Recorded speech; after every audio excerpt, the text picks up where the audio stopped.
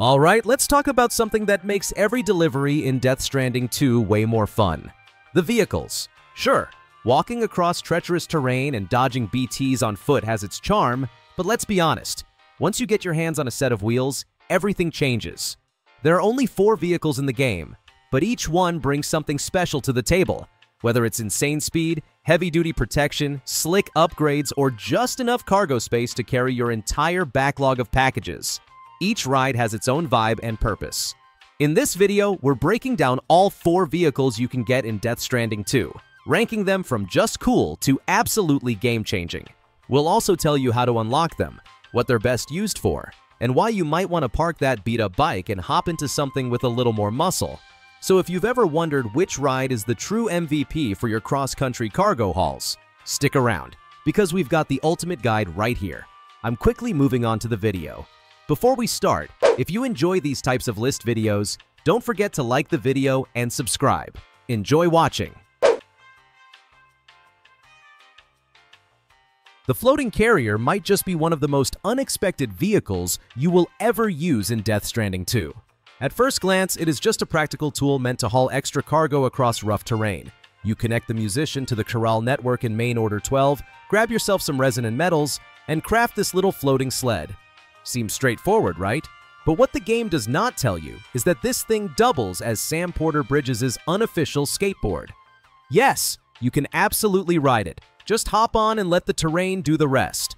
Going downhill turns into a hilarious ride, almost like snowboarding without the snow. You get to feel the momentum, the sliding, the slight chaos, especially when you are fully loaded and praying you do not wipe out halfway through. It is not exactly smooth, and it is definitely not stable. But there is something satisfying about using something so obviously not meant to be ridden as a ride. Now here is the catch. It is not going to replace your motorcycle or truck anytime soon. Flat roads? Forget it. You are going to be dragging yourself forward like a tired toddler on a scooter. And uphill? That is an absolute no-go. You will get better results just walking. But if you find a long slope, especially one that twists a little, that is where the magic happens. You are flying. Not literally, but it feels that way compared to walking with 100 kilograms strapped to your back. Of course, you have to be careful. Sam is not exactly a trained skater, and this is not a high-tech hoverboard. Lose your balance and you are face down in the dirt with cracked cargo and probably a few bruises. But hey, that is part of the fun. The floating carrier is not practical, but it is pure chaos. And sometimes, that is exactly what you need on a long delivery run.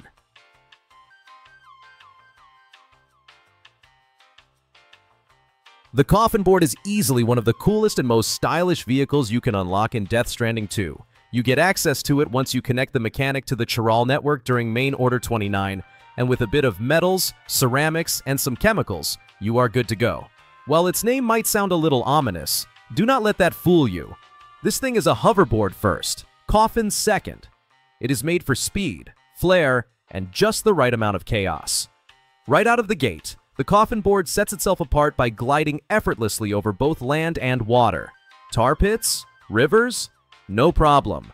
Unlike other vehicles that get stuck or slow down, the Coffin Board just floats over everything like it is showing off. And it kind of is. With high speed and solid battery life, you can cruise for quite a while before having to recharge. Plus, the handling is tight enough that you can pull off some surprisingly clean drifts and tricks if you are feeling a little daring. But this board is not all style and no substance. It has a unique defensive feature. You can actually hide inside it.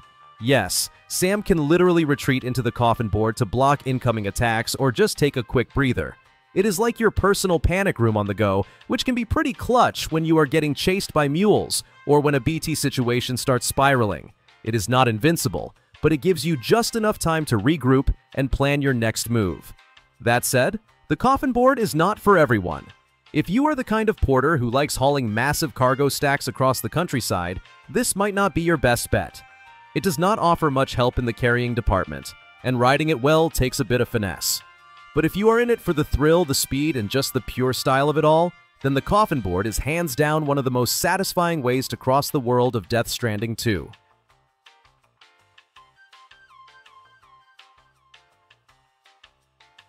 The pickup off-roader is the undisputed heavyweight champion of cargo transport in Death Stranding 2. You unlock it by restoring the monorail and delivering special alloys to F1 during Main Order 13. And from the moment you craft it, it becomes a workhorse you can always rely on. With a solid build requiring metals, ceramics, and just a dash of chemicals, this four-wheeled beast is built for one thing: hauling more cargo than anything else in the game. And while it might not be the flashiest ride on the road, it is the one that gets the job done when you are staring down a cross-continental delivery. Unlike lighter or more agile vehicles, the pickup off-roader puts safety and capacity first. Your cargo sits securely in the back, protected under a roof that shields it from gunfire and the dreaded timefall.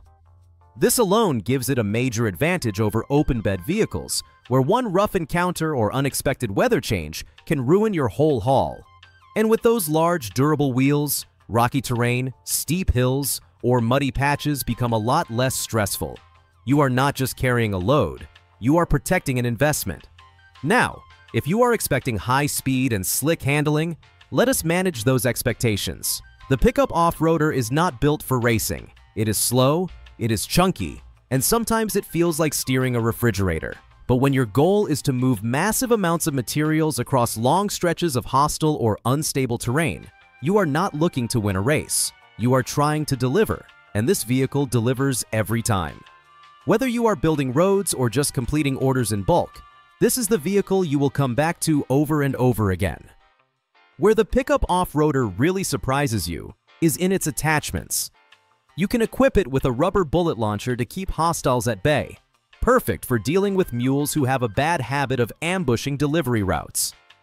Even better, there is a pickup system that automatically scoops up lost cargo from the ground. This turns your ride into a moving magnet for side quests, letting you clean up the landscape while you're just driving through. It is oddly satisfying and helps you complete more objectives with less effort. In the grand scheme of Death Stranding 2 vehicles, the pickup off-roader may not be flashy or fun in the same way as a coffin board or floating carrier, but it is the backbone of long-distance delivery. It is tough, reliable, and built for those serious about managing big hauls. If your goal is efficiency, safety, and maximizing delivery output, then this is the truck you saddle up with. It might not make you look cool, but it will make you unstoppable.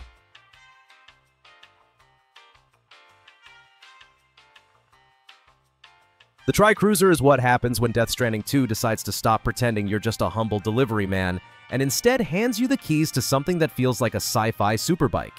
You unlock this beast by defeating the giant BT at the former geophysics lab in Main Order 6, and once you do, it is like the world suddenly opens up in fast forward.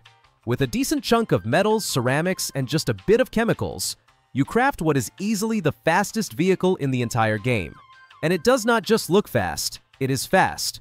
What makes the Tri-Cruiser shine is how it transforms your deliveries from slow and strategic into sleek and stylish. This is the vehicle you pick when you are laser-focused on a single order. It is not here to help you haul 40 boxes of lost sandals and broken bridges. No. This is the I have one job and I am going to do it at light speed kind of ride. It slices through open terrain, glides over hills, and even jumps across obstacles like a high-tech gazelle on wheels. It is the only bike in the game that makes mountain routes actually feel fun.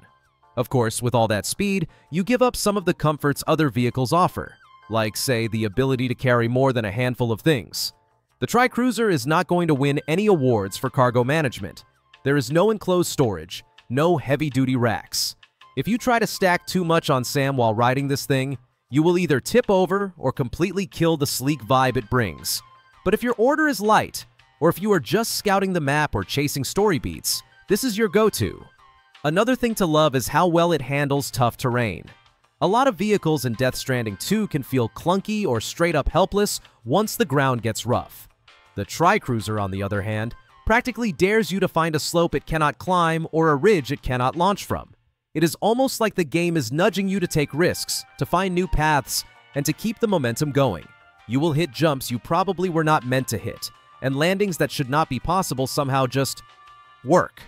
So, if you are a player who likes the thrill of the ride, the sound of wind whipping past your ears, and the satisfaction of shaving precious minutes off your delivery time, then the Tri-Cruiser is the bike for you. It is not built for every mission, and it definitely is not built for every player. But when speed, agility, and fun are the priority.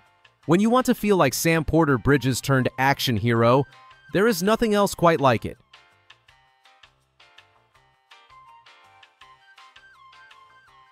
The video ends here. See you in another video. Don't forget to subscribe.